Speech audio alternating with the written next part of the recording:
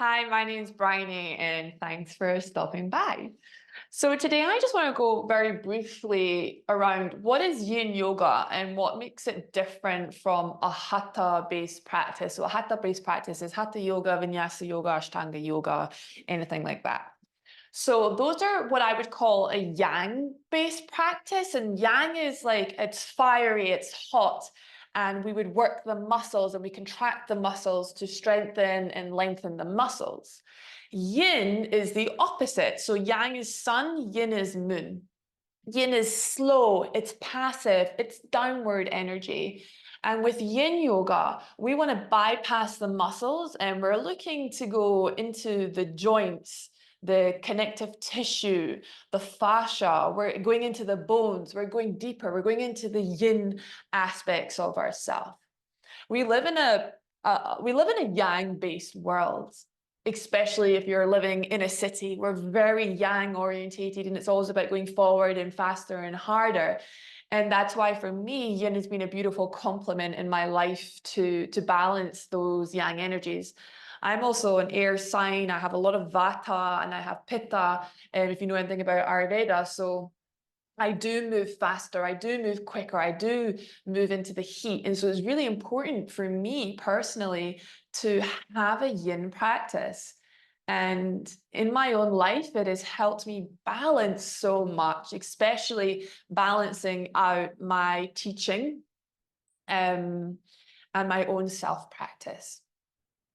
So there's three main qualities that we want to look at in yin yoga. So when we approach yin yoga, it's very different from a yang-based practice in the fact that we don't want to force our bodies into a shape.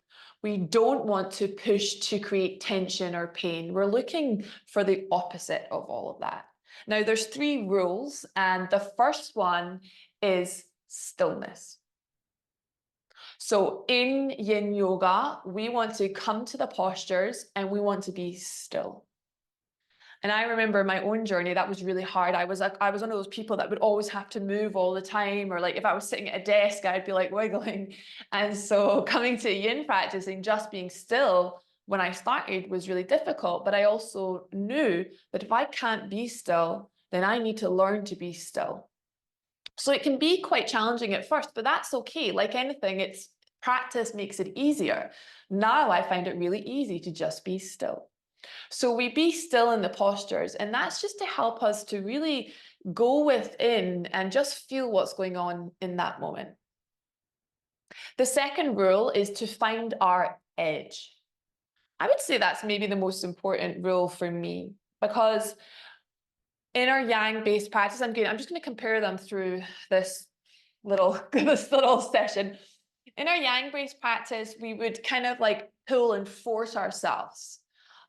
Yes, we're always being mindful, but like we're always kind of pulling the muscles and forcing, and we kind of like go into that strong sensation. Whereas in yin, we want to go to about 30% of our full capacity.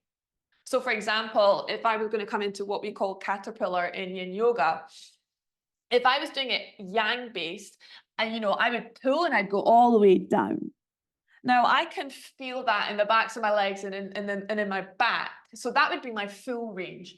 Now what I want to do in a yin practice is I want to go to what's called my edge. So that's when you go to that first place. So if I go here and I start to go forward, okay, I can already feel that this left leg has started to contract. I'm not going to go any further. This is my edge. And I'm going to be still here. So I'm going to marinate here. And so that's the edge that we're looking for in yin yoga. The third rule of yin yoga is to give ourselves time. So different to the yang practice is in yin yoga, we're going to marinate in our postures for anywhere from 2 to 10, perhaps even longer, to around 15 minutes. I don't really do 15 minutes too often, but sometimes maybe I'll put my legs up against the wall for 15 minutes and it feels delicious.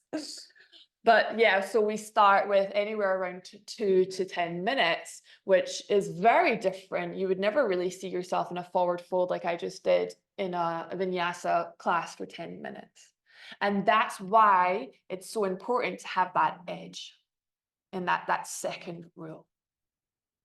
So by applying those 3 rules to our yin yoga practice, what we're doing is we're moving into the yin side of ourselves.